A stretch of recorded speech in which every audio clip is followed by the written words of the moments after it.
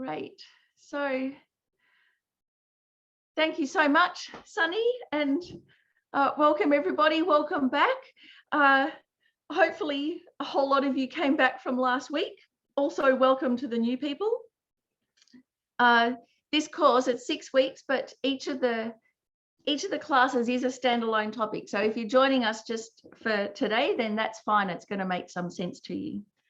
So the course, Healing Anxiety and Depression, and based on Buddhist psychology. So from a Buddhist psychology point of view, understanding the workings of our mind, we can completely heal anxiety and depression. You don't have to be a religious or Buddhist or anything to be able to benefit from the insights of Buddhist psychology. And as you probably know from last week, I try and put as much as possible into each class. I'd like to be able to share the entire path from here to liberation in just one night. I do my best. I hope it's not too overwhelming. So I'm going to get up the share screen and just quickly go through a little bit what we covered last week, and then what we'll do this week, and then we'll do a little motivation. So what we've already looked at, which has set the scene for why we'd even bother delving into such depressing topics, is that the nature of our mind is inherently good and clear and pure. The nature, our very core of our being, is inherently good. That's the Buddhist understanding. And the more that we understand how the mind works, the more this makes sense, because all of those good qualities really are at the core of our being. But what makes us unhappy and what makes us act out badly and what creates conflict are all of the toxic emotions, the disturbed or distorted states of mind that arise. And they're like clouds in the sky. And as we know, if you're going through a winter, which you probably are over there in New York, you know, if the sky is really heavy, it's very difficult to remember that above that it's bright and blue, because we get really affected by our disturbing emotions and we think they're us, but actually they're not. We can remove them and clarify that sky. We've also had a look last week at how depression and anxiety aren't actually the problem. So don't shoot the messenger.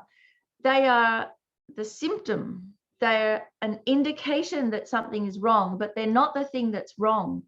This is quite different from our Western point of view, where we think, oh, depression, it's horrible, I don't want it, let's get rid of it. Actually, it's the pain system of our mind, and it's warning us that something is out of kilter, and that's why we're suffering. So our task is to learn how to listen to what's going on and actually work on the cause rather than just try and mask the symptoms. And so what we looked at last week was a map of the afflictive emotions. So all of those toxic emotions that arise, it's kind of like the horrible genealogy or family tree of our unhappiness. So we have unhappiness, so therefore we know we've got afflictive emotions, afflictive states of mind that harm us. So what are they? And some of us will have some more than others. So we looked at 3 main ones last week, and I put them together as most wanted posters, because we've got to be able to recognize them in our own mind to be able to get rid of them. And some are obvious and some are very well disguised. So the fundamental ignorance, ignorance, our fundamental confusion or innate confusion, underestimation, unappreciation, all of those things about who we are, what our identity is, how we interact with the world.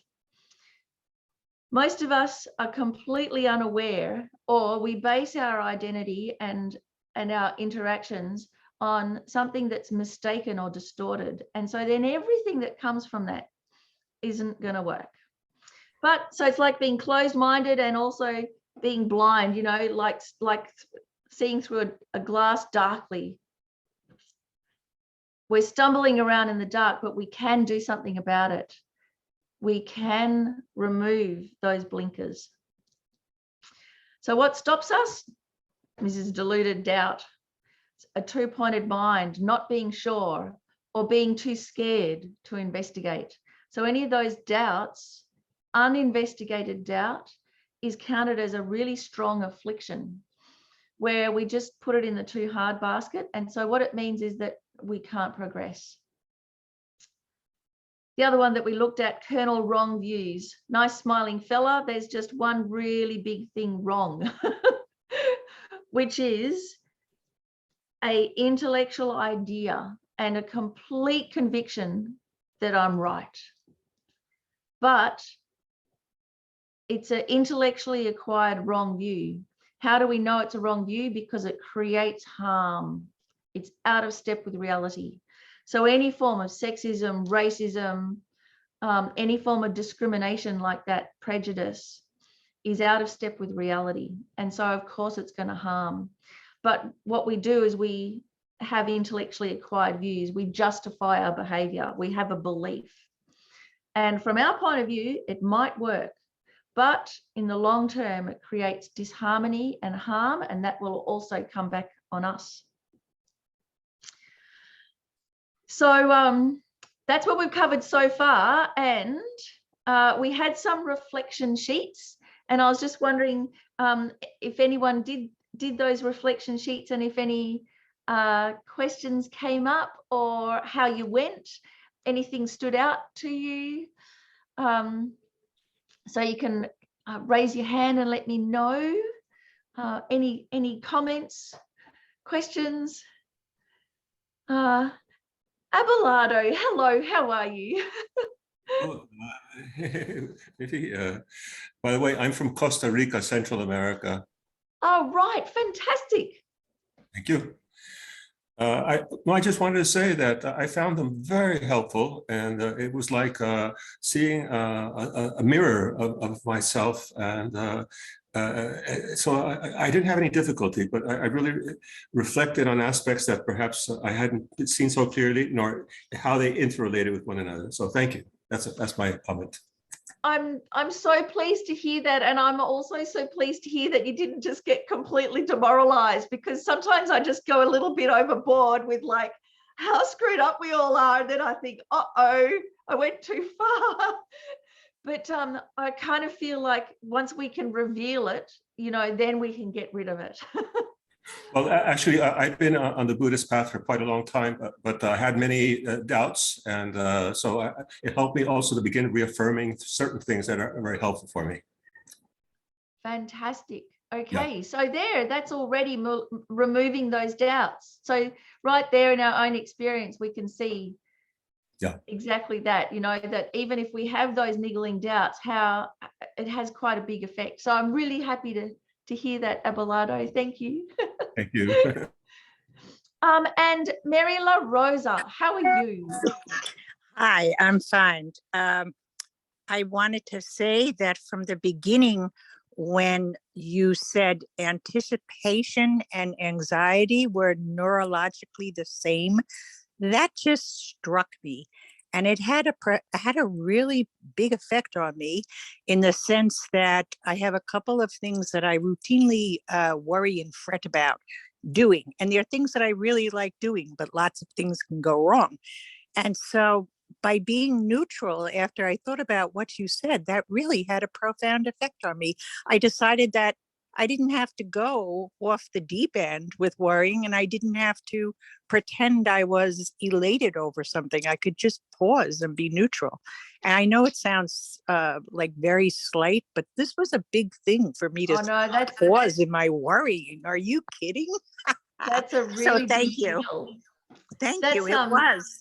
And it helped a friend of mine. It was no coinky dinky that a friend of mine was trying to decide something to do, you know, for her mental well-being.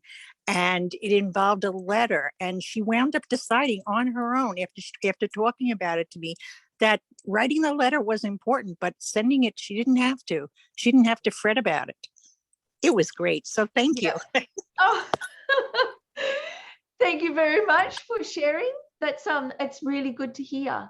And we're going to go more into that as well in a couple of the classes coming up. Because again, my friend Pearlie, who I was just mentioning before our class started, she's shared a lot about that, because being a performer, you know, that fine line between having nerves and also being really excited to put on a good show. So she's shared a lot of her insights with me. So we'll go into that more. Marilla Rosa, thank you very much.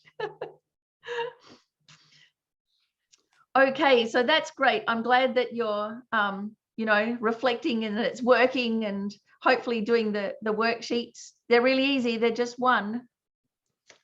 So what we're looking at today we're going to have a look at identity, pride, self-worth, our whole idea of who we are. And on the negative side of thing, what's called pride or arrogance. And from a Buddhist psychology point of view, there's not just one, there's 7. There's 7 negative prides. Oh my gosh. And we're going to have a look at how they function, how we can recognize them in ourselves, and why they're dangerous, why it's actually worth doing something about it. So this is the dysfunctional way of being. Then we're going to look at the positive prides, what to cultivate, how to actually develop this sense of self-worth that's genuine, that's realistic, based in reality, and that then results in us being naturally confident, having self-esteem, respecting ourselves and respecting others. So normally when we try and feel that we're worth something, you know, that we're okay, we give ourselves a pep talk, but it doesn't last. And or someone else tries to give us a pep talk and we don't believe them. So how to actually develop a sense of self-worth that comes from within and that is stable and strong and isn't distorted. So all of this is to do with how much do we base our sense of who we are on what others think of us, how we are reflected in others' eyes. How much do we crave the acknowledgement and appreciation of others? And we might have found, you know, with COVID and when the lockdowns hit and now we're at home and we don't have other people reflecting us back, how our sense of who we are kind of dissolved, became unmoored, became really extreme one way or the other. And I think it was a big shock to people. So it kind of, that's right there, our experiment, our spiritual experiment. How much does our identity depend on others? And of course, why is pride dangerous? Because when it does depend on others, then we are at the mercy of others for our own sense of identity or worth. And that's a very precarious situation to be in. So how to get out of the prison of low self-esteem? First off, we've got to be able to identify the 7 negative prides that stunt our growth, and then what to develop instead.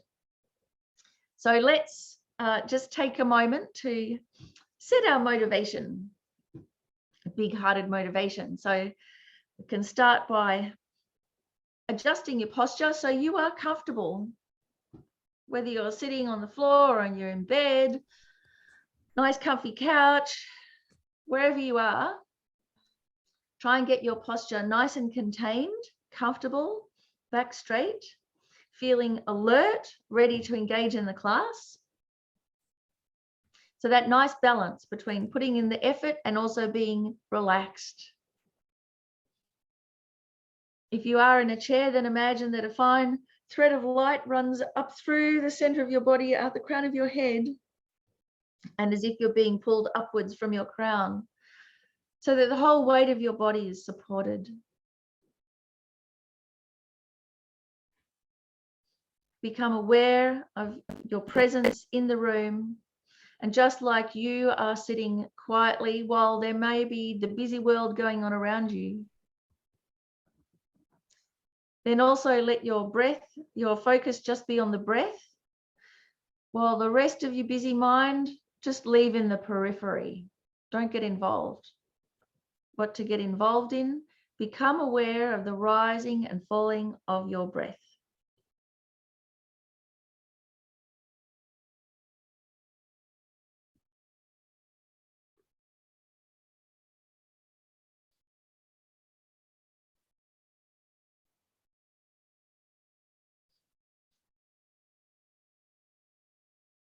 And as you focus your mind on your breath, you might inadvertently become aware of the racket going on inside your own head.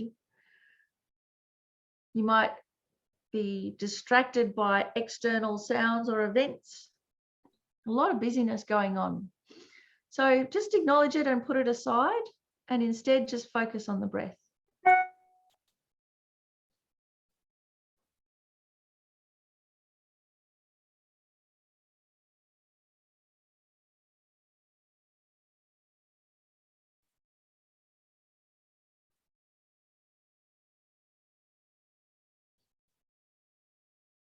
So you have a couple of things going on. One is where you're placing your attention,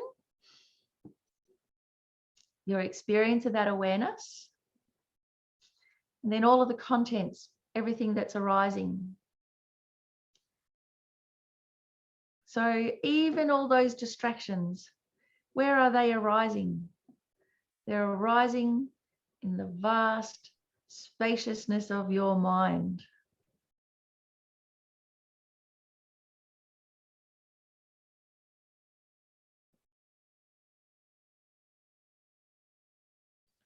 Your mind, your awareness, infinite, without limit. All of the distractions and the emotions are like clouds arising in the sky, sometimes very dominating, other times quite light, just arising and then dissolving.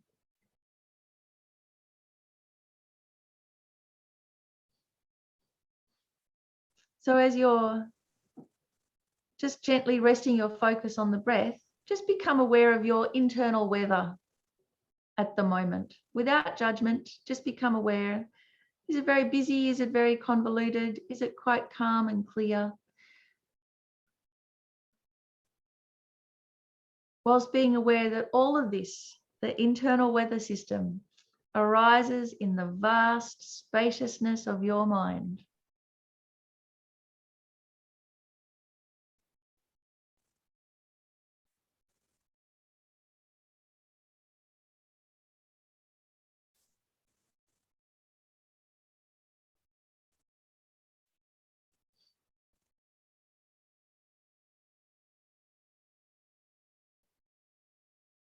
And so recognizing this, that we are not the weather, we're not the clouds, we're not the disturbance.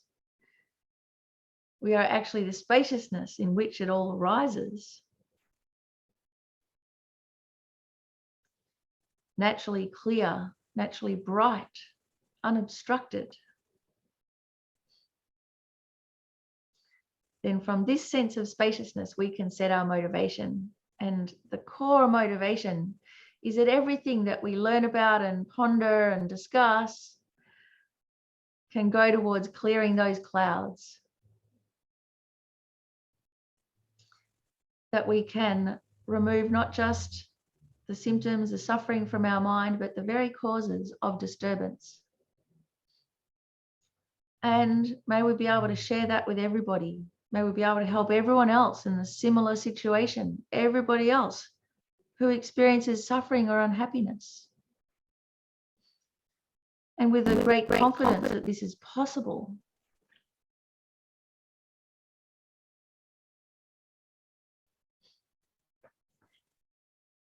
So with this very broad motivation, we can get into the class. So you can gently bring your focus back to the room. And let's have a look at our next most wanted poster.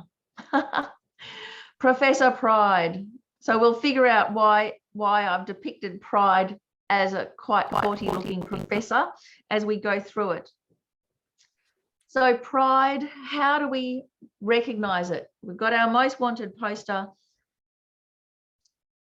How do we know what pride is? And I'm just going to stop right here and fess up to say, when I first put this class together like 10, 15 years ago, and I got to this bit of pride and identity, I thought, oh, well, this bit will be easy because I'm not up myself. It'll be fine. And then as I went through what pride is and how it manifests, it's like, oh no, there's 7 prides and I've got all 7 of them. What am I going to do? So, but at the same time, it was great to discover it, to pinpoint it, because it's like knowing the enemy. This is what these most wanted posters are. What is the actual enemy? Is these distorted states of mind, and being able to identify them in you is like being able to identify the clouds. And at the moment you do that, you also know you're not the clouds. The clouds is what's harming you. So what's pride? Pride is a sense of self-importance, an inflated opinion of ourselves, feeling puffed up and superior to others. And what that does is it creates a distinction between ourselves and others. So often when we want to feel good about ourselves, we try and find something that distinguishes us from others. And then we try and make that so that we feel, therefore, I'm better than others. But of course, the moment we do that, the moment we make that distinction between, this is me and that's different from everybody else, the moment we do that, we have loneliness. We start feeling alone and alienated. The moment we put that distinction and barrier there. When we have this inflated sense of self-importance, inflated opinion of ourselves, what happens is it leads to haughtiness and a lack of respect for others. So when we have pride, then we disrespect others and we don't even notice that that's what we're doing. When we're on the receiving end of it, we know what it's like to be run over, to be disrespected, to be condescended to, all of those things. Like, we know what it's like on the receiving end, but it's much more difficult to notice it from when we do it to others. Where it comes from is its genealogy. If you remember that kind of family tree that we looked at last week, is a distorted view of ourselves from ignorance. It comes from ignorance.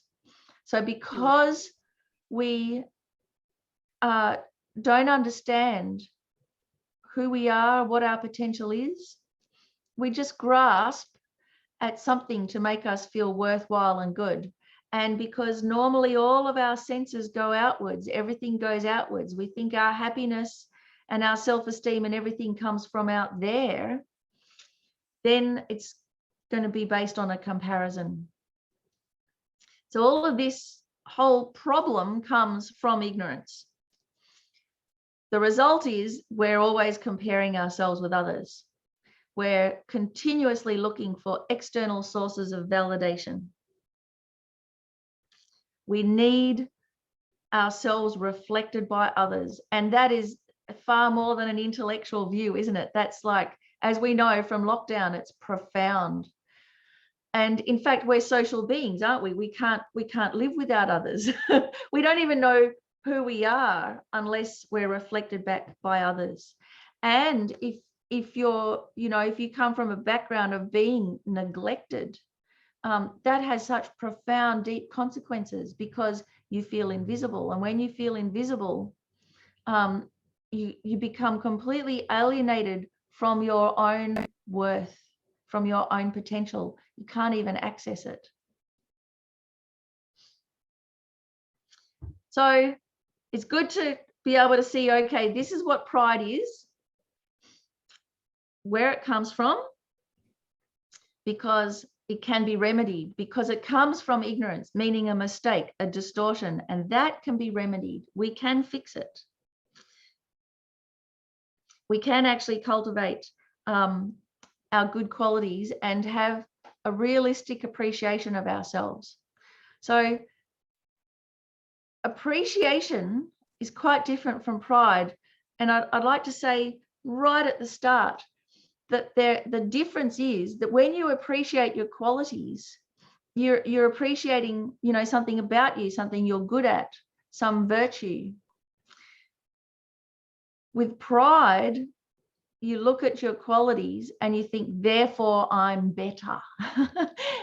I'm good at this, therefore I'm a better person. That's the distinguishing thing. You can say, oh, I am good at this, and actually want to share. So it's quite different. So what pride isn't necessarily whether we're good or bad at something, but it's the sense of self-importance that we hold on to. The sense of, I'm good at a thing, therefore I'm a good person.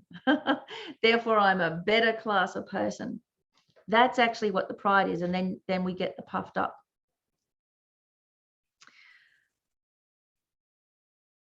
So let's have a look. We've got our seven prides. We're going to start with the social prides. So the ones to do with how we relate with others. And there are 3 of them. Feeling superior to our inferiors, vanity. Feeling superior to our equals, self-importance. And feeling superior to our superiors, arrogance. So I've depicted these all as various abodes, houses, because they say, you know, our home is our castle. Our home is really a reflection of ourselves. And sometimes our home is a castle, and sometimes our home is a cardboard box. And we make such judgments on people by where they live, don't we? So this first one, feeling superior to our inferiors. So I've noticed that it's even a little bit taboo to say that someone is your inferior, whereas actually it's just a fact. If someone is living in a cardboard box and I'm living in a house, in terms of their living situation, they are inferior to me. That's just a fact. But what we do is we put on the judgment straight away and therefore go, therefore they're an inferior person. But actually they're in an inferior situation, and it's important to recognize that. You know, they're being neglected. They're in a very poor situation. But what we do, what pride does, is go, they're in an inferior situation. They're an inferior person. And therefore, I don't have to care about them. Or we look at someone who's homeless and go, oh, well, at least I'm not like that. So then I feel better about myself. Or we look at someone who's homeless and we go, oh, I'd never let myself go like that. I'd never let it get that far.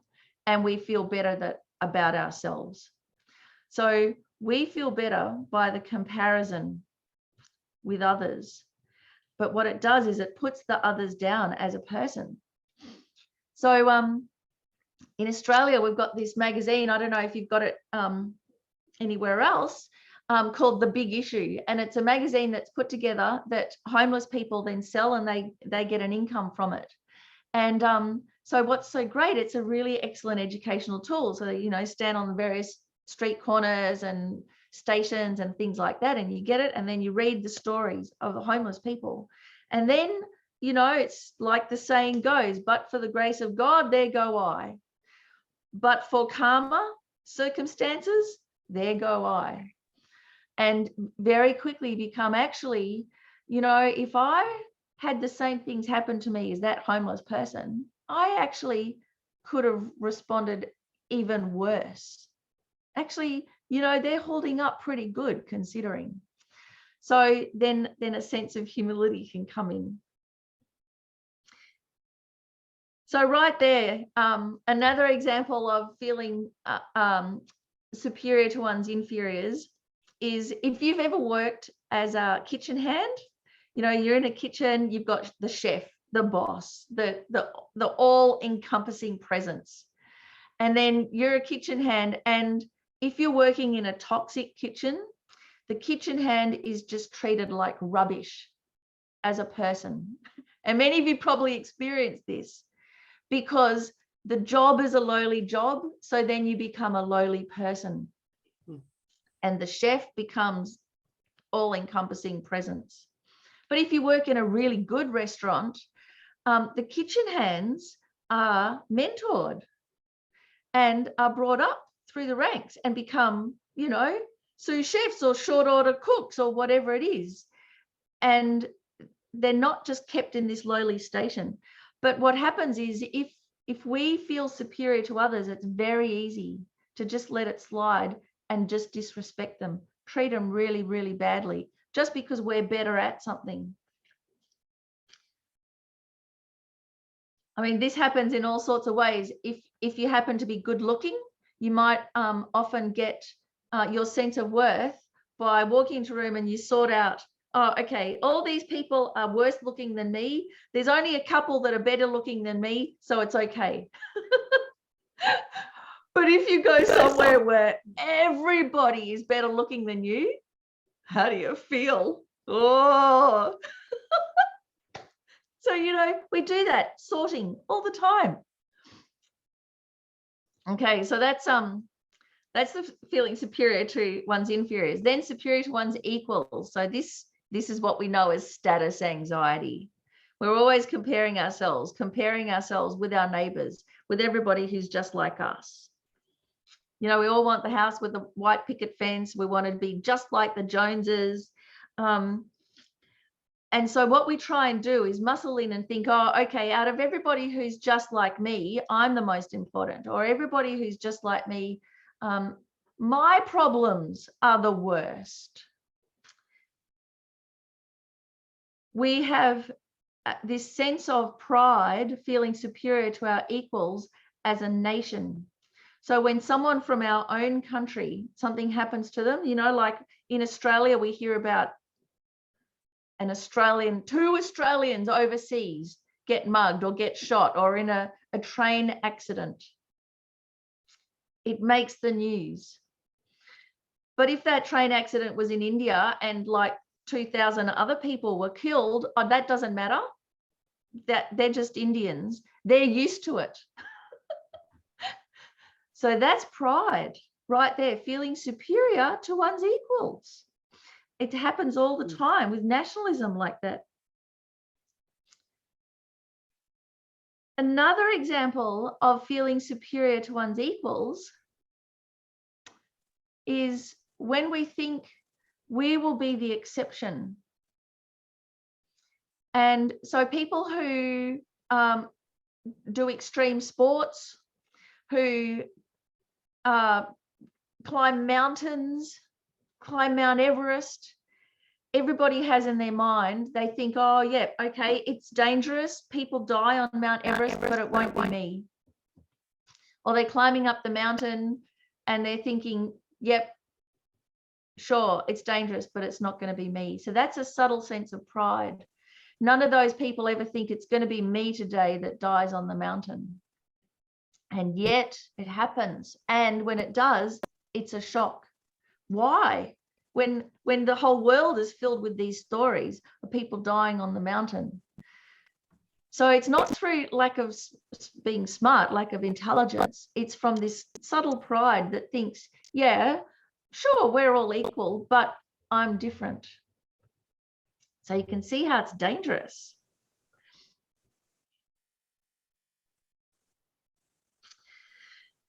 And of course, if you're a guy anywhere in between teens to 20s, you know, your hormones just basically make you insane and think that you're invincible. And that's this subtle sense of pride. So pride is quite deep there, instinctual. You know, it takes quite a lot for the male of the species to be able to get over that. And it's amazing that, you know, as many of you survive as you do. Someone had a question. Christine, was it? Yeah, it was, but then I wasn't sure if this is an okay time to ask a question or. Yeah, go for it. Go for it. So it feels like, I guess, one of the difficulties with this, or one of the, I don't know, the issues with it, is that if you're feeling superior to your equals, it's very divisive between people, like you can't connect. And I was kind of thinking, you know, the opposite, I guess, is also very divisive if you're feeling very inferior to your equals and really struggling with that.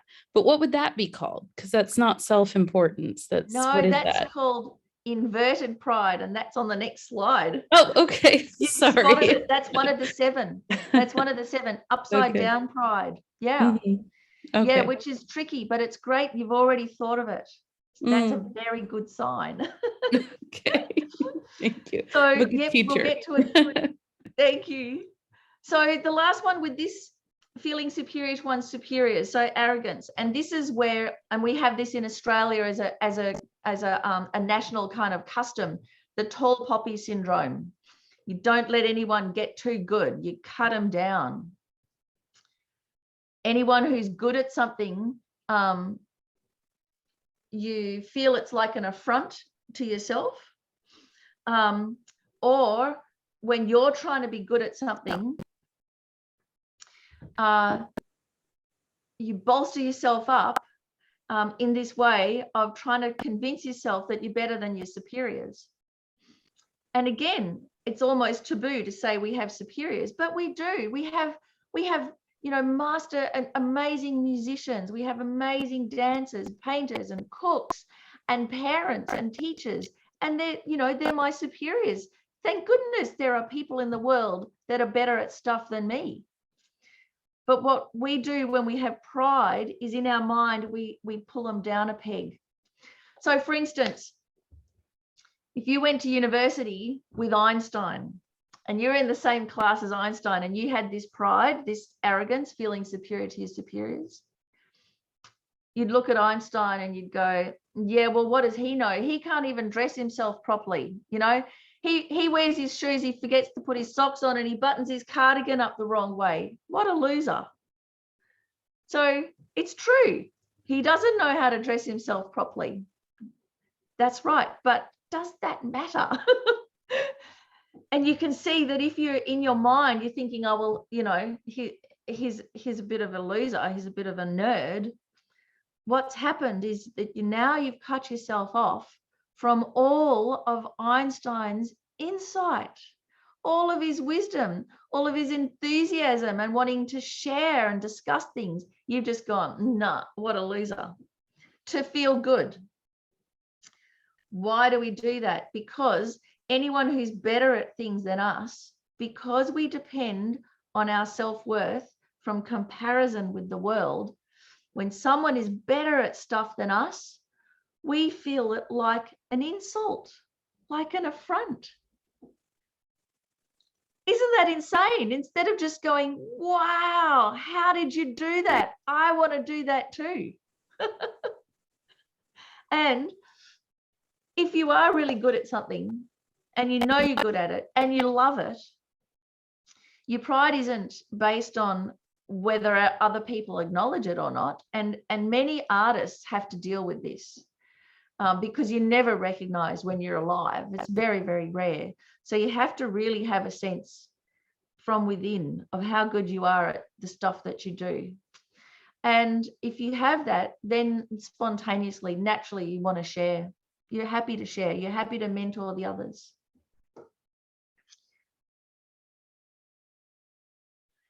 On a Dharma level, I remember years ago, one of our teachers here, the Australian Geshe Tashi Sering, there was about a year when there was no translator. So he gave teachings in his broken English. And the effort that he put in, and because he's so wise, even in broken English, the teachings were dynamite. They just went, you know, straight between the eyebrows. The way, so succinct how he could put everything.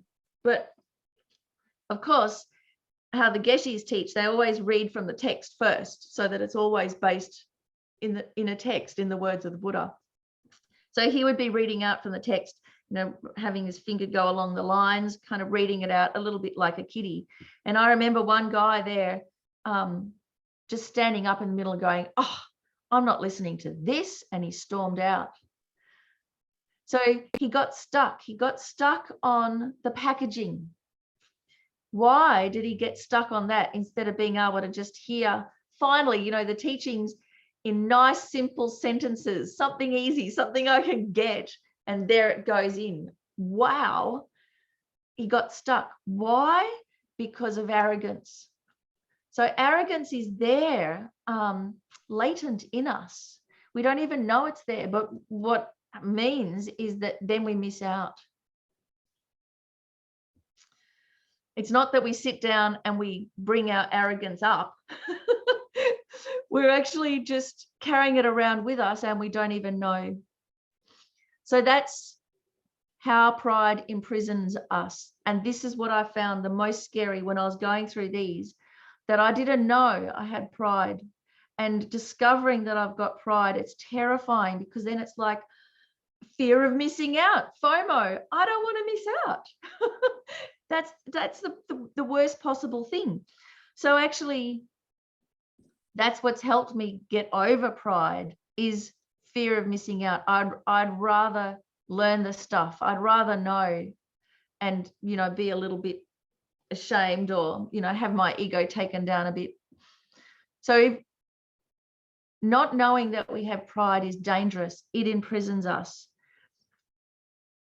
Not only that, it means that we close ourselves off from being helped. Mm-hmm.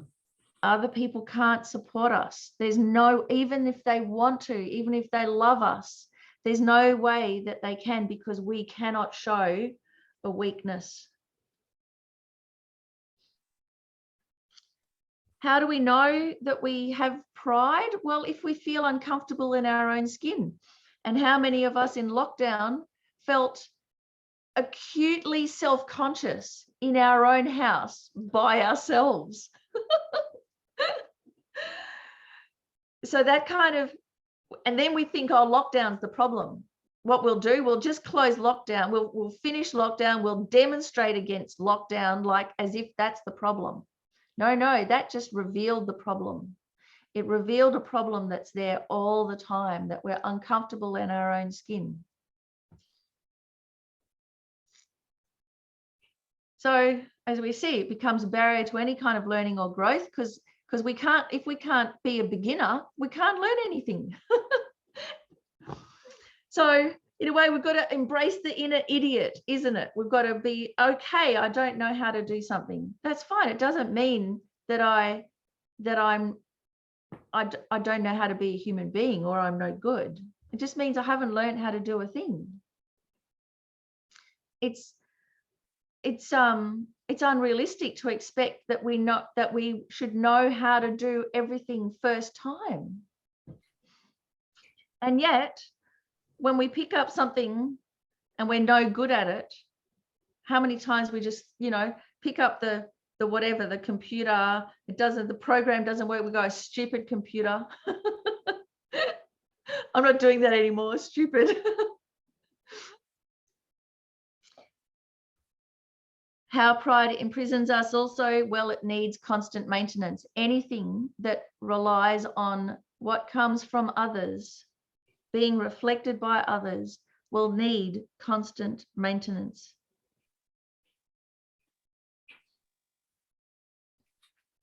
Because the others change all the time. And the result is we're lonely, we feel alienated. So we can work it backwards. We go, do we feel lonely? Do we feel alienated? If we do, we have pride. Maybe not those, maybe the other one's coming up, but we have some form of pride, because this is the result. Feeling disconnected, feeling unloved, all of those things. And what it causes us to do is, without knowing it, disrespect others.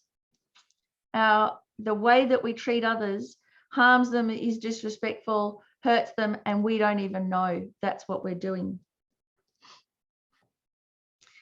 So I'll tell you a little story. Years ago, when I was making costumes, circus costumes, before I came to Lungri Tumpa Centre, you know, turned my life upside down and tried to step into my mother's shoes and keep the centre going. Before that, I was making costumes for circus, street performers, rabble rousers, rock stars, all of these things, and I was really good at it. So in Brisbane's only, what, 2 million people? Maybe it's a bit more now, but it was only about 2 million then. So quite a small city. And I was the best costume maker in Brisbane. Then I moved to Melbourne, and I was one of the top costume makers in Melbourne. So Melbourne had about 5 million people. It's more now. And so then I'd start feeling good. Like I had confidence about my own abilities. Then I started thinking, I know, I'll move to New York. I'll move to New York and make costumes. And then I'd start going, oh, that's really scary, because I'll just be way down the bottom, and I'll be in, like, if I'm lucky, the top 200 costume makers. I'll be nothing, I'll be nobody. And I start feeling really demoralized and low, and I'm no good at costumes anyway, and what's the point?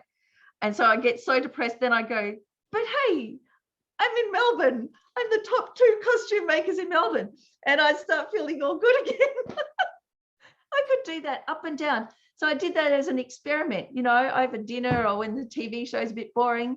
I just kind of run it through my mind. Big fish in a little pond, little fish in a big pond. And then notice how my sense of worth went up and went down. There's something wrong here. You know, what's changing? My skills are exactly the same. Something is out of kilter. And it's having a huge effect on my emotions.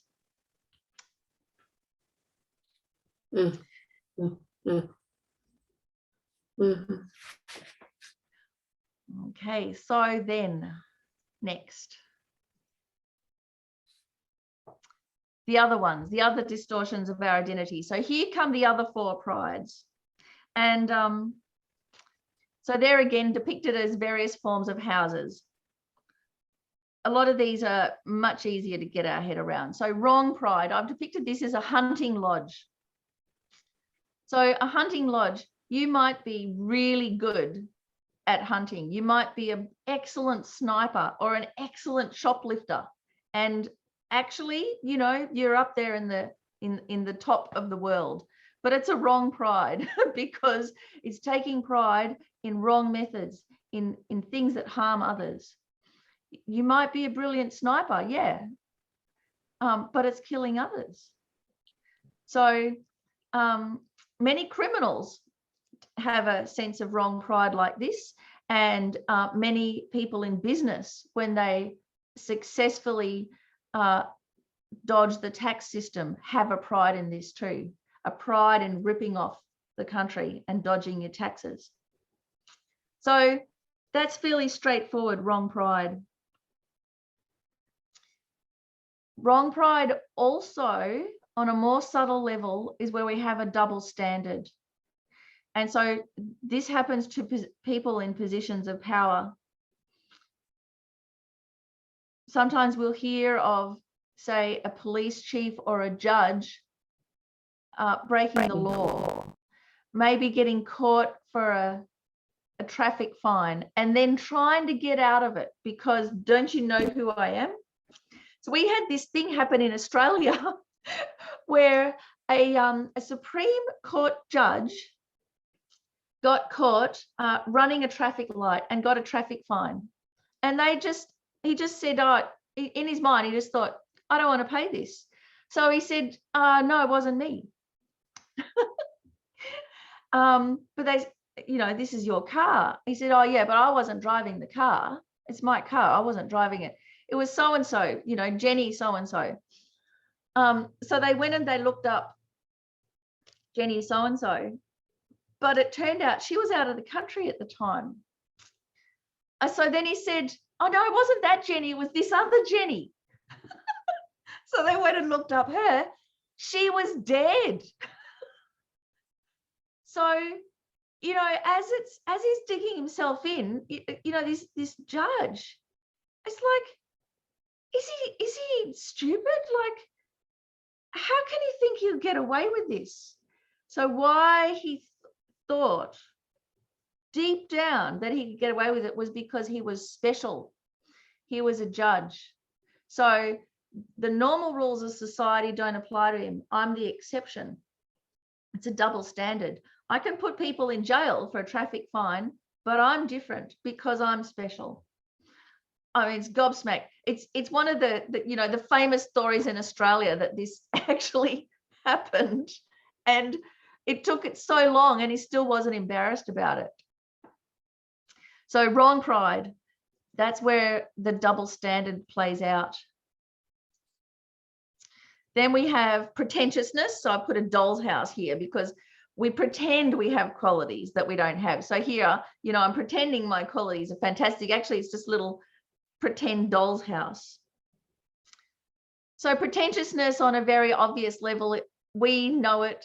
If you've ever been to an art exhibition opening and everybody's there pontificating about the art and using big long words and name dropping, and you know, everyone's just trying to show that they're really something. I've done it myself. You know, I've tried to pretend that I know more about something than I do. But we can spot pretentiousness, can't we? And but can we spot it in ourselves?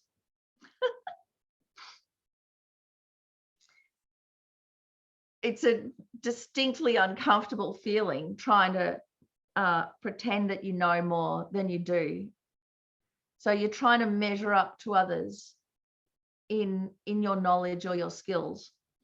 Where pretentiousness is dangerous is where you don't know you're being pretentious. And this is where you get all of the false gurus, the wellness camps and the this and the that, where they're not necessarily malicious people, but they actually think they've got something true and profound and wonderful to offer, but they don't have the virtue and the ethical system to back it up. So things can go wrong. There can be, you know, abuse of power. There can be the fiddling of the money. People can be injured because, you know, they think the health spa is going to be brilliant, but someone has an allergic reaction or dies. And this often happens. So this is where people set themselves up as being better than they are. And from a Buddhist point of view, this is counted as very detrimental because setting yourself up as a savior of somebody else when you don't have the inner strength to back it up is really taking advantage of the vulnerable. Quack doctors, you know, quack doctors aren't necessarily out just to harm everybody and make money. Many of them believe their own shtick. Many believe what they're selling as well as know that it's a bit of a con.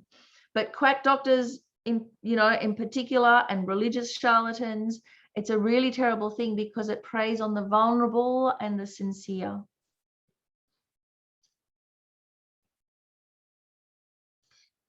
The other thing where pretentiousness comes in is where we have a sense of righteousness or nationalism, where we think our culture, our nation, a sense of entitlement, we're naturally better than others. You know, that we have qualities that we don't actually possess. And here's the one, false humility, upside down pride or inverted pride. So I've done this as a little tiny house. So this is where we think that we're no good. In fact, you know, other people might be able to do all this stuff. Other people might be able to study Buddhism. Other people might be able to become liberated and enlightened, but there's no way I can. That's pride. That's upside down pride. Or other people have problems. Other people, you know, are going through a divorce or whatever, but mine's the worst. Other people have depression, but mine's the worst. And so this too, it's a real trap, because we may be going through a very, very difficult time, and that difficult time becomes part of us. It gives us such a sense of self. Painful as it is, it becomes our identity.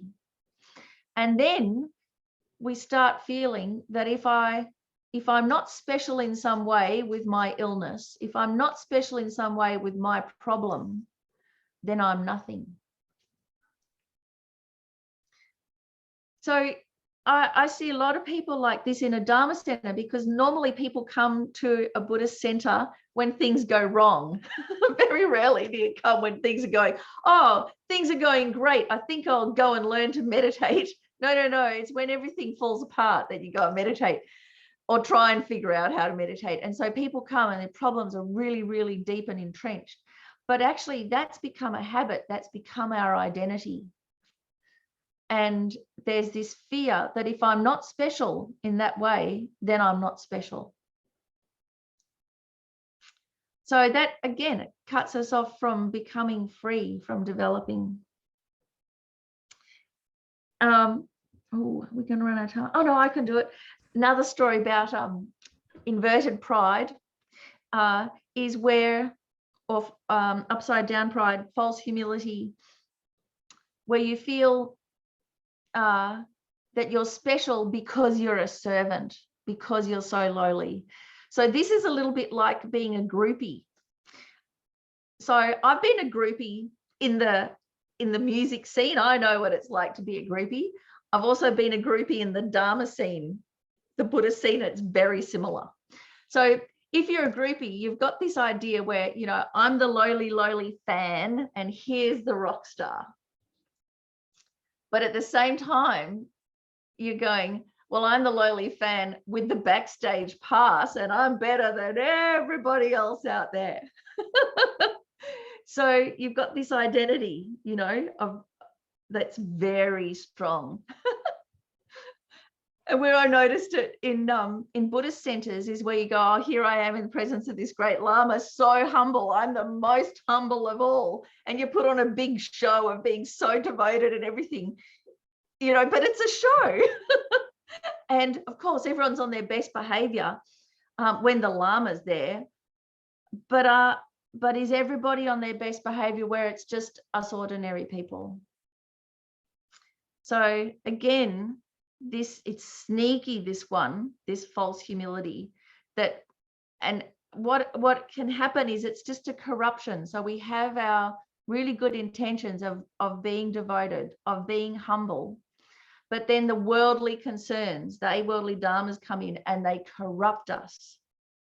And so we start identifying, this is me. I am so humble. I'm such a good devoted student. Okay, so that's a false humility. And then the last one, egocentricity. A hotel room. How many times have you heard say that, you know, this life, this body, it's like we're just renting the room.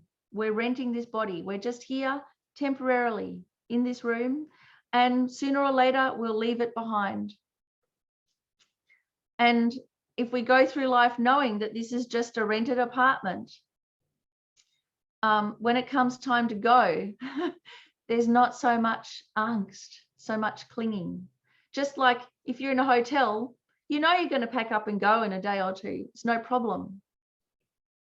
But what happens is we think this rented apartment, this combination of circumstances and our entire kind of, you know, experiences in our life, our situation now, we think this is me. And that's a mistake, because we are just a collection of reactions to circumstances. And mostly, if our circumstances were different, we would be different. So egocentricity plays out. This is the one that is the direct line to that fundamental ignorance and confusion. This is the deepest pride. It's the most difficult one to work on, but it's really the one that's worth working on. It's a continuous work in progress. So starting by thinking we're just passing through this particular identity. And I really had a very strong experience of this, from being a rabble-rousing costume maker to suddenly finding myself in a Buddhist center having to be very polite. Oh, what a shock. It was hard work. It was like culture shock. And in fact, the same time that that happened, a David Lynch movie came out, Lost Highway. So if you've ever seen it, it's just spectacular. And one of the main things about this movie is the main actor, halfway through the movie, wakes up in prison and is played by a different actor. It's so disconcerting. And that's how I felt what happened to me. It was like I was going through my life and then I woke up in this other life as a different person and had to recalibrate everything. So this idea of this is me, it's very difficult to get at. We know we have it. If you've ever had culture shock, that's because we have egocentricity, this pride of identity, where with culture shock, you go to another culture and you're treated differently. And suddenly you feel unmoored. Who am I? What am I? What am I doing? When I lived in Melbourne, I lived in a suburb, East St Kilda. It was an Orthodox Jewish suburb, and it was fantastic to live there because most of the time I've been discriminated against by the clothes I wear or the color of my hair or my manner. But in East St Kilda, I was just discriminated against because I was a Gentile. It was brilliant. It was like, finally, something legit. And so I go into the shops, I'd be completely ignored. So instead of people being really aggressive to me, suddenly I was completely ignored. And it was great to go, oh, okay, so how do I feel when people throwing things at me out of cars because I'm a tall woman with pink hair? How do I feel when I'm ignored? This is very interesting. Another way where egocentricity plays out, this sense of this is me, is when it gets disjointed in some way, where we have things like body dysmorphia. So for instance, anorexia. Anorexia is you have this sense of this is me, I'm fat. And it's completely out of step with reality. But that is the reality. And that is rooted in egocentricity of grasping at the image as me. We also have it, you know, if you've had, say, breast cancer, you've had your breast removed and suddenly you feel I'm no longer a woman. So your sense of identity is gone because a part of your body is gone. So we recognize how much we identify ourselves as our body. We know we have it if you've ever had a photo on your phone that you've deleted. You're like, oh no, I don't like that one. Just think about that for a moment. Like, that's a photo of you. That's actually how you look. Deleting the photo isn't going to change anything. And yet, you know, we try and make not only that, but, you know, there's these apps that, you know, if you've got Chinese eyes, that you can make your eyes round, you make your chin wider, you smooth your skin out, do all of these things to make the image of you the one that you want. So that's egocentricity right there.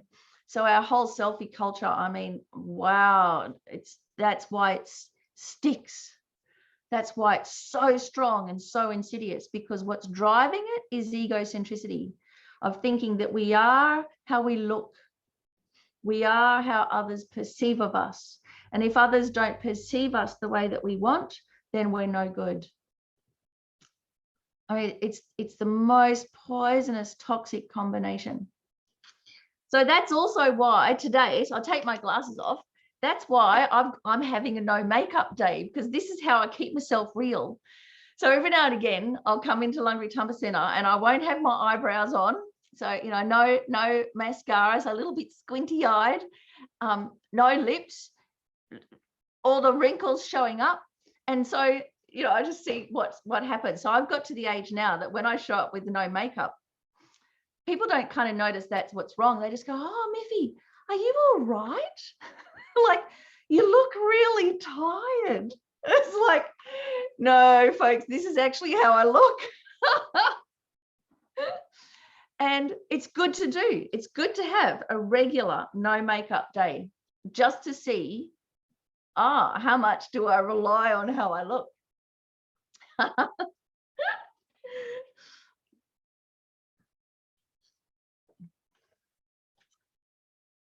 All right, so I've got time to read you this little story this is from Venerable Gyatso, The Perfect Mirror. So he's an Australian monk with very dry sense of humor. So this is what he says about pride. You know, this book, it's great. You can get it as an ebook, and it's just, each chapter is just a couple of pages long. It's a great story. In my younger days, while at an emotional low, I had a flash of insight and declared that pride was my greatest enemy. I recognized that my unhappiness was connected to an overwhelming self-consciousness about the way I perceived myself and the way I wanted to be perceived by others. There was no space for spontaneity in my relationships. My words and actions had the calculated element of trying to be cool. I desperately wanted the real me to break out of its cocoon, but I was too afraid to admit failure or weakness, and too proud to remain with women who didn't measure up to my expectations. There was conflict between my desire for people to know and love the good qualities of the real me and my fear that people would discover the weaknesses of the real me. The resulting loneliness was difficult to bear.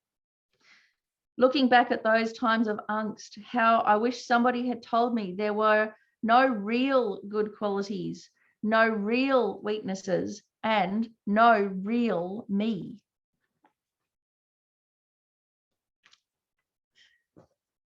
So let's do a little reflection. Oren said about the photo, can't we say that's a bad picture of me? Yes, of course it is. But it's a photo. So that's what other people see. And in fact, if people don't like us, they see something worse. If people love us, they just think we're beautiful anyway. Oh, so the book is called The Perfect Mirror. Adrian Feldman, Tutun Gyatso. Fantastic. It's just as an ebook now. So here's the reflection. Who am I really? So this is how to tell, or how to actually start recognizing this deep egocentric pride that we have. So ask yourself, who am I? And generally what we do is we start describing what we do or something about us. So just for a moment, in that description of who am I, when we're trying to say who I am, what about if we take away our gender? So we're not identifying with our gender. We're not male, we're not female, we're not on the spectrum. If you're a woman, you can imagine, well, you know, if I had have gone through my life and all the same things had have happened, but I was a bloke, I would be earning more money, I'd be healthier, I'd have a bigger house, I'd have twice as much superannuation, I wouldn't have to do any housework. If you're a bloke, you might be thinking, oh, geez, you know, there's no way I would have wanted to go through those. I wouldn't have been able to go to the places I went to without someone to protect me. I wouldn't have had these opportunities. So take away everything of us that's to do with our gender. Then take away race. So our race, the color of our skin, profoundly affects our life. So imagine if that wasn't an issue. So if you're from a more dark-skinned background, you probably experienced far more difficulties, discrimination. So imagine, and no doubt you do, what it would be like if you didn't have those difficulties, that layer of fear. You know, so even though I'm a woman, so I just experience the discrimination being a woman, but I'm a white woman. So there's a lot of ease that comes from that. So how much do I think that's me? But it's actually circumstantial. So take away that. We're taking that out of the equation. Take away our age. So when you're young, you're naturally full of beans, beautiful, young, and you think, this is me. And then as your face starts melting off and as things stop working, as you stop having any energy and you start getting sick more often, then you start thinking, oh no, that wasn't me, that was just youth. Dang. So take away age. Education, our educational status.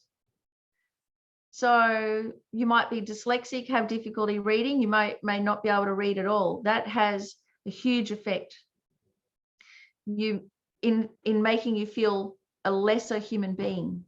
You may have a university degree and that makes you feel a better human being.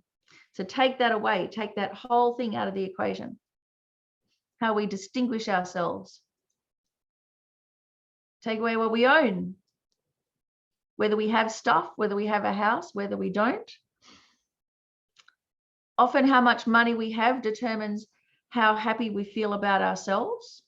But take that out of the equation. Take out family status. So if you're a carer or a parent, take that whole part of the identity out of the equation, because one day it'll change. You know, empty nest syndrome, all of that kind of thing. Take away your job or your career. So often when people say, who are you? And say, oh, I'm an English teacher. So that's all well and good, but what if you get the sack? So this is why people have a nervous breakdown when they leave work, when they're retrenched, when you no longer have your car. So much of our identities is tied up with our job or our career. I remember getting sacked from a job I was going to leave. I hated the job, but I got sacked and I cried. So take away all of these things. Now, what is left? Take away all of these circumstances, different situations, things that are changeable. What is left? So what is left, folks? What are we left with? You can say, someone put your hand up and let me know. Abelardo. Emptiness. Emptiness, yes, that's right. So we're left with, all of that's the dependent arising. We're left with the emptiness. Who else? Alekis? No, yes, I think hi. What is left is actually the real us, right? Because that was all just superficial stuff. So we are leaving. What's left is the real me. Yes, but what is the real us?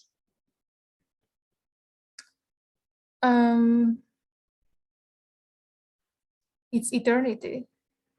Yeah, now we're getting somewhere. Eternity, that's right. Or Yeah.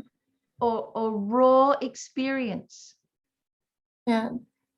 our I mean, those are just all the roles, like the components of various roles, right? Like I played the woman in this lifetime, maybe next lifetime I will be a man, you know, having a different job, you know, and so basically we are ripped of all those roles, and what's left is pure, you know, it's really us, like the pure entity, right?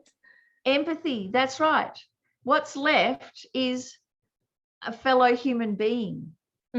So can you see how what's happened here is all of those things that we normally use to make ourselves feel important, they're so ephemeral. They go. Oh, I mean, you know, you can just change your identity by, you know, changing your hairdo, changing your clothes, and now suddenly people treat you differently. So what's left is our similarities. We're fellow human beings. We all have feelings. We all have hopes and dreams. We all have a deep experience. And that's actually what's similar about us. That's what's left, isn't it? So, but how often do we relate with that as the real me? How often do we relate with our kindness, our wisdom as the real me? How often do we relate our universal experience that connects us with everybody? So no wonder we feel lonely, don't we? Because everything that we try and do to make ourselves feel important is what distinguishes us from others. So we feel more and more separated and disconnected. Actually, we take all that away. What we're left with is everything we have in common. And actually, from a Buddhist point of view, it's profound. And this is what we base our positive prides on. So 4 positive prides. His Holiness the Dalai Lama often talks about our innate human intelligence. And this is something to be fiercely proud about. So here we are, we're human beings. We have this universal experience. And as a human being, we can have a purpose in life. We can take the essence of this life. We can really do something of importance in the world just by showing kindness, by developing our human qualities. You know what a human being can accomplish? Much more than a supercomputer, much more than animals, because we can make choices. You know, a lion can't decide to be vegetarian. We can decide. Animals that, you know, instinctually fight all the time, it's very difficult for them to calm and pacify their minds unless they're in perfect circumstances. But we can, even in the midst of catastrophe. So this is something to recognize and be really appreciative of. That's actually what we can base our pride on, but it's based on what unites us. It's not based on a comparison. There's really something that we're not used to doing. So this is from How to Meditate, Kathleen McDonald, and she sets the scene really nicely. The starting point for many of our problems, is the way that we feel about ourselves and our life. Human existence is very precious, but normally we fail to appreciate it. We have so much potential, so much latent wisdom and loving kindness, so much to offer the world, but we may ignore or be unaware of this and let ourselves become clouded with depression. Focusing on the shortcomings in our character and failings in our dealing with people and work, for instance, or focusing on the harm we might have done to others, we develop an unfair, low opinion of ourselves. And this self-image becomes more and more concrete with time. We identify ourselves as incapable and inadequate and feel hopeless and depressed. or we turn to other people in an attempt to find happiness and fulfillment. However, as our friends are likely to feel the same way about themselves, such relationships often bring only more frustration. We can unlock the potential for happiness and satisfaction that lies within every one of us by becoming aware of our mental processes and then applying discriminating wisdom to all of our actions of body, speech, and mind. But to hope to be able to achieve this and through it fulfillment without first completing the necessary groundwork is to invite frustration. We must start by building a firm foundation based on a realistic view of ourselves. So this is the realistic view of ourselves, folks. What we can develop our positive prides, what we can cultivate. So our innate human intelligence, because we're a human being, we can make choices. We can bring purpose and meaning to our life. Whether anybody else notices or not, doesn't matter. Even if we just manage to look after our pets well and give them some respite, even just for one other living being, we've made our life worthwhile. Even if we just go through the world being a kind human being, and it's not spectacular and we don't get paid for it. But as we know, just one moment of kindness shown by a stranger, you know, that can be the difference between life and death, between someone taking their life or not. Just one small kindness has such a big effect, and all of us can do this. And we've got to recognize that. And the only way that we'd even be motivated to do that is if we recognize how we're all the same. We're all the same in our hopes and fears and worries and potential experiences as human beings. And the only way we can recognize that we're the same is if we let go of those prides that try and make us different. The second one, pride in recognizing our fundamental purity, what we can become. So if we really recognize the nature of our mind being spacious and clear like the sky, and all of our disturbances are like the weather, comes and goes. Sometimes it's terrible and sometimes it clears. Adventitious. Those clouds cannot harm the sky. The toxic pollution, as we saw when industry shut down with COVID and the skies cleared and the waters cleared, right there we saw the difference just from stopping pumping more in.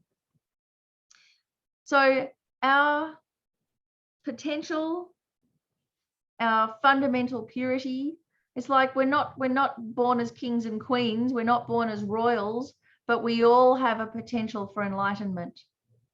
We all have this. It's our natural birthright. Because we have a mind, we have that potential to have a pure mind, to have a mind with no toxic emotions in it. The nature of our mind is the same nature as a Buddha's mind. There's no difference in nature. How many of us really appreciate that? If we did, we'd have fundamental self-respect.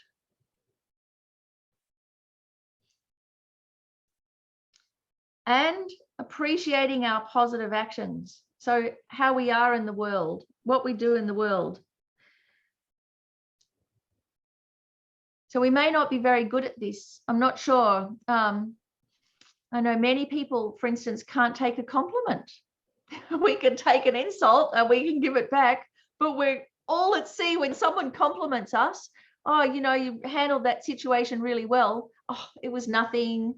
You know, it's just what anybody else would do. So it may have been just what anybody else would do when they're in touch with their fundamental good qualities. You know, people run into a burning building and save somebody, and then they say it's just what anybody else would do. And they genuinely feel that. But that's because they're getting in touch with those fundamentally good qualities that we have as human beings. But we somehow go, oh no, that's not me. Why? Because it doesn't distinguish us from others. It's what everybody has at their core. And so we go, oh no, that, you know, that's nothing special. That's not me. Whereas that is the precise special thing. So if we manage to be patient or kind, if we manage to help others, if we manage to stick to our professional code of conduct, they're things to be legitimately proud of. And so that's the kind of proud that we appreciate our efforts and the good it's doing. And it doesn't separate us from others. We actually feel good about it. It can degenerate, true. We can get corrupted and start feeling a bit haughty, therefore I'm better than you, but we can catch it.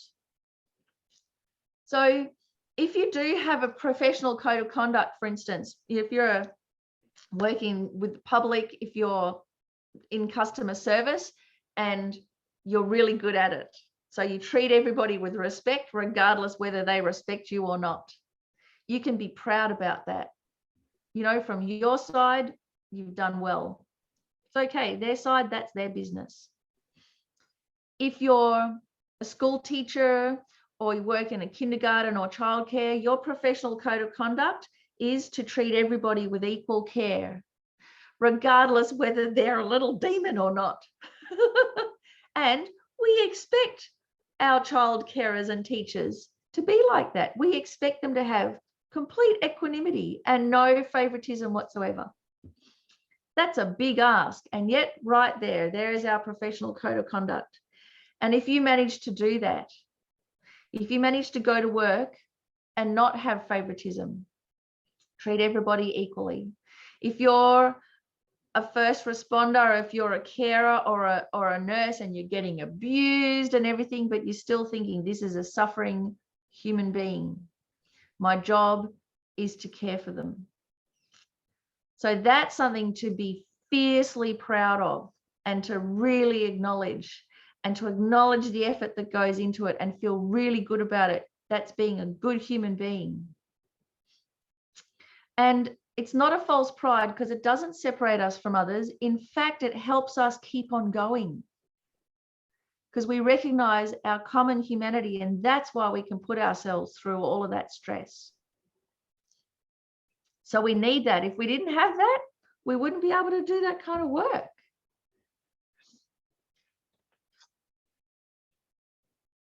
So if you do get a compliment, it's a nice exercise to learn how to accept it and then give it back, or use it as some kind of educational opportunity.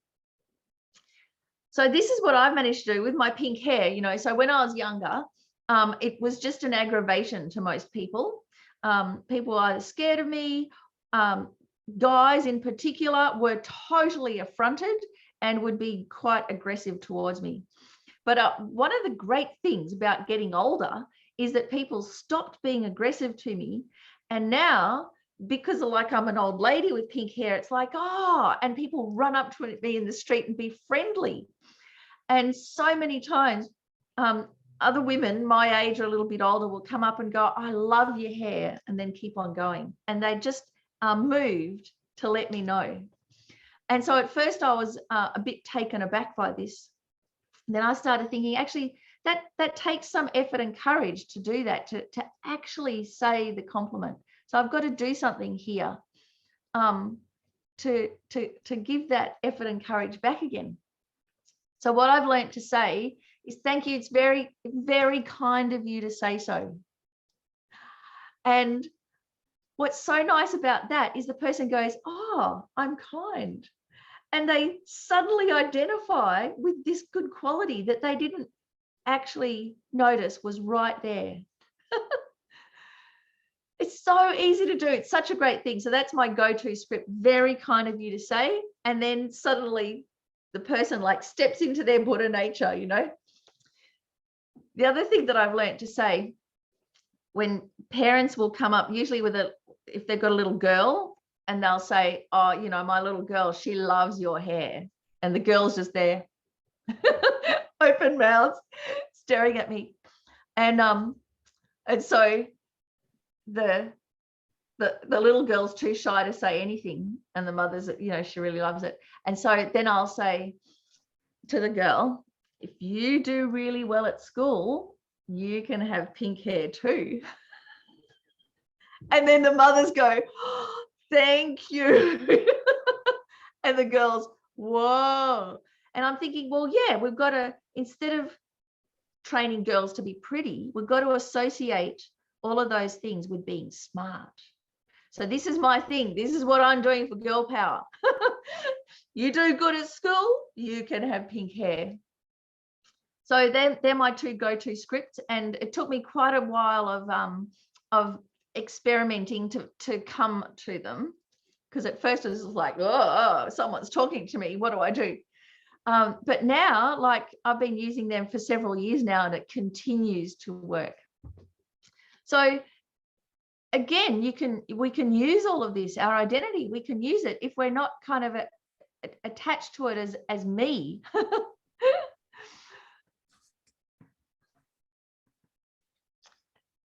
The last one with our positive prides is that it's more like a result, that we have a pride or a confidence, a natural confidence that we can overcome our problems, we can overcome our delusions, our afflictive states of mind.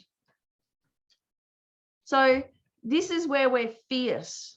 So there's a lot of stuff in the social media about being fierce.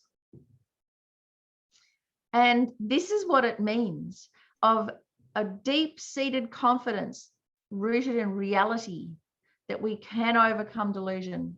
And we have this confidence because we've already had an experience of how we've done it through developing these positive prides. And we're determined to be a spiritual warrior. We're going to guard our mind. We're not going to let pride corrupt us.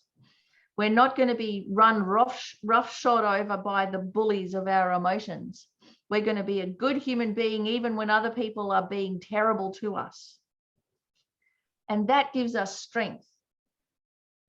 And, you know, like Shanti Davis says, when the delusions are strong, then I'm strong and fierce and I guard my mind.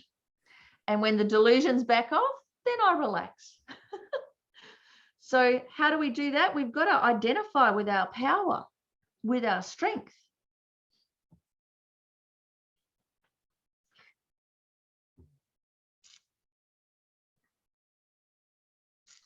So just before I do the summary and give you your TV homework, do we have comments or questions?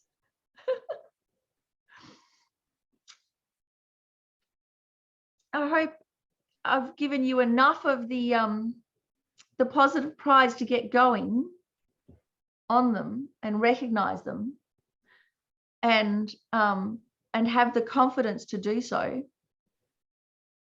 So if you've got really good friends, aren't just ones that you just like hanging out with because they're fun, but ones that tell you what's what. So they'll usually tell you what your worst things are, but they're also very good at pointing out your qualities to you when you're not sure what they are. So it's, oh yes, Jan, yeah. Hi, thank you, Miffi. Your teachings are wonderful. I'm really, really loving this. Thank you. When it comes to like delusions and my my disturbed emotions, in particular, this one situation I'm really struggling with. Let's say I happen to live in New York City, which I do, and prices are very, very high here. Rents are very high. How is it a delusion if I'm struggling to find an apartment that I can afford rent? How do I let go of those disturbed emotions? It's fear. I'm afraid I won't find a place, but that's also a reality, isn't it? Yes. Yeah. So what you've got there is a big soup of all the things all together. So we've got to start untangling them. So you've got a difficult situation, Right. and we're all going to have difficult situations, but this is your particular difficult situation. And yes, you've got to give it its due and go, this is hard. Mm. But what happens is we compound it by being fearful, being demoralized, being in denial. All of those things compound the situation. And that way of acting, which is usually quite reactive, and we usually just kind of barreling along in our default mode, that is motivated by the afflictive emotions, by pride, ignorance, doubt, jealousy, attachment, resentment, all of those things. So those emotional bullies and afflictions, distorted states of mind compound what is a bad situation. So we can do something about them. If we have fear, fear is a result of the disturbing emotions. It's not necessarily a disturbing emotion itself or an afflictive, it's not an afflictive state of mind per se. It can be quite helpful. If you're about to be homeless, it's good to be fearful because it's going to motivate you to, it's actually a legit response. It's going to motivate us. But when it incapacitates us, it's because of the afflictive states of mind. So, and they will hamper us and cloud it. It's like we have our emotional baggage, and it makes it very difficult to move in the situation. It makes it very difficult to see a little chink of light and go for that and notice, oh, there's an opportunity. So to deal with any situation that's difficult, we've got to be in a good frame of mind. If we're running around panicked, it's going to be really hard to keep it together. So how do we be in a good frame of mind? We think, okay, there are many people experiencing exactly what I am now. And actually, I didn't even notice them until it happened to me. I didn't even know this was an issue until it happened to me. So when we get sick, for instance, we don't even know that there are so many people suffering from illness until we have that illness, and then we become aware, and then we get some empathy. We had no idea what incarceration was like until we had lockdown, and then we get some empathy. So this is how you can salvage the situation and alleviate your fear, because you can think, well, even if the very worst happens and I am out on the street with nowhere to live, I've become a better human being because I've recognized other human beings just like me. And I know how bad this situation is. Now I feel for them. Now my heart is open and I'm a better human being. So that will help the fear and the uptightness to really see that a bad situation is never all bad. Okay. And it might also then, with that more relaxed heart, a feeling for others, then you become more connected with others. Okay. And then you make it easier for others to help you. You mightn't pretend that everything is going okay. You might actually say to people, I'm having a really hard time, but it's not like, oh, I'm having a hard time. You're just being open about it. You're not trying to present a perfect face. Right And on. people say, oh, that's funny because my grandma's just looking for someone to move into her flat, whatever. So that's the ground to start with, this open-hearted, relaxed, mind at ease in a difficult situation. Okay. Thank you very, very much, Miffi. Thank you, Jen. Thank you. Yeah. Okay, so let's get to our TV homework, shall we? Summary, pride, it stunts us, we miss out. If we compare ourselves to others, just like if I moved to New York, it'd never be enough. You know, why? Because I'm not feeling it. It's got to come from within. It can't, the feelings aren't out there. And pride is so dangerous because we inadvertently harm others, disrespect them, pay no attention to them, don't care for them because we just don't even notice them. On the other hand, self-esteem. We want to feel worth, we want to have self-esteem. This is a result of really nurturing our good qualities, being fiercely protective of all of our efforts and good qualities, no matter whether people laugh at us or not, of still always keeping up our professional code of conduct, no matter whether we're treated badly or not, disrespected or not. Recognizing under the skin, we're all the same. So this naturally dispels our fear. We're no longer intimidated. We stop being shy. We stop feeling alienated. And actually, like His Holiness the Dalai Lama, who just has this natural affection towards others. It's not a fantasy, it's genuine. And it comes from this genuine recognition of a fellow human being. And don't we feel it when we are recognized like that? We feel that His Holiness, or our Lama, sees right into our very core of our being. So we too can be like that. So self-reflection sheets, there's just one worksheet there with the pride and self-esteem questions. And there is a meditation there in the meditation section of loving oneself and others. So something nice to do. And wait for it, folks, the TV homework, The Office. So I love the USA version much better than the English version. And when I first saw The Office, that series, it didn't have a laugh track. And I actually thought it was a documentary. I was so horrified. But that guy in The Office, he is the epitome of pride. He's got all of them. And why this TV series is so uncomfortable to watch and so addictive and so brilliant is that you see underneath the pride to the flailing, lonely human being that is us all. It is the most amazing portrait of pride I've ever come across. So please have a go if you haven't already. And if you have, just revisit it, and you're guaranteed of laughing your head off anyway, as well as being really uncomfortable. The other great series, I'm not sure if you have it, is one called Super Nanny. And this is where this lady goes into very dysfunctional households where you just see the kids and the parents and you go, oh my God, these people are a real mess. I'd never let myself go like that. But she goes in and what she sees is their potential and their qualities.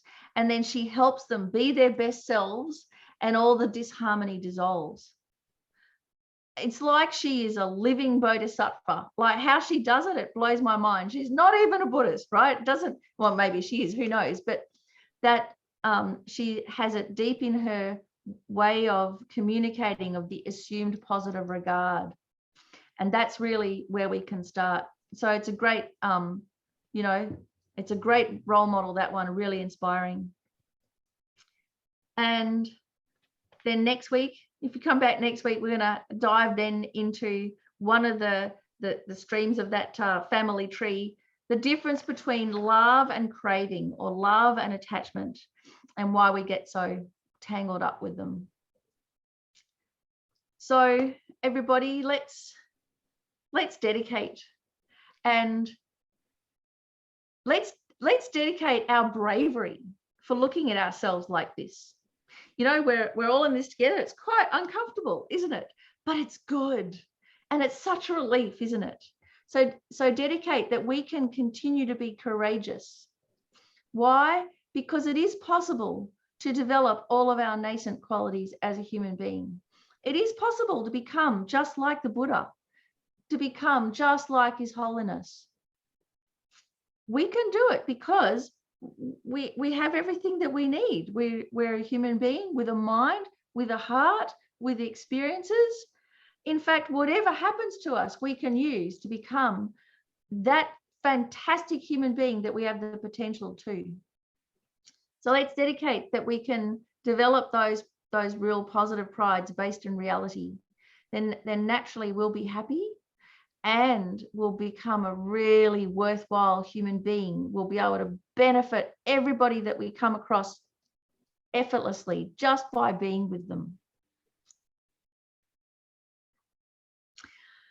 So thank you very much, everybody. Thanks for coming along. Hope to see you next week. Take care. Thank Enjoy you. your homework. Thank Thank you. you. Thank you. Thank you. Thank you. Goodbye. Thank you. Bye-bye.